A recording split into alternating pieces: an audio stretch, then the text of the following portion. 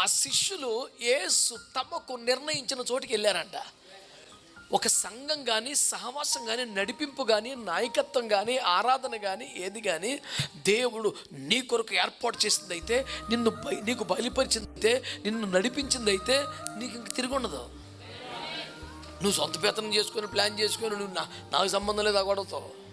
కొంతమంది యేసు తమకు నిర్ణయించిన చోటుకి వెళ్ళిపోయారంట. నీ బలహీన పడిన వాళ్ళే, తొట్టు పడిన వాళ్ళే, కంగారు పడిన వాళ్ళే, భయపడిన వాళ్ళే, పారిపోదాం అనుకున్న వాళ్ళే, వెనక్కి వెళ్ళిపోయిన వాళ్ళే. కానీ మొత్తానికి దెబ్బలు తిని, గోడ దెబ్బ, చెంప దెబ్బ తిని, ఇటు కింద పడి మీద పడి మొత్తానికి దేవుడు నిర్ణయించిన ఒక చోటుకు వచ్చారు. సెట్ అయిపోయింది లైఫ్. ఈ ఒక్క కన్ఫర్మేషన్ నీ దగ్గర ఉంటే నీకు తిరిగి ఉండదు లైఫ్కి. అదే మేనగది అనుభవం, అదే సంఘం, అదే పరిశుద్ధాత్మ అనుభవం కలిగిన సంఘం, అదే ప్రార్థించే సంఘం, అదే ఉపవాస ప్రార్థనలు చేసిన సంఘం, అదే సమైక్య ప్రార్థనలు చేసిన సంఘం, 120 మంది ఉన్న ఒక్క మనసుతో ప్రార్థన చేసిన సంఘం. అలాంటి చోటికి నడిపించబడితే ఆ కథ వేరుండదు. ఇంకా దేవునికి స్తోత్రం కలుగునగా. హల్లెలూయా.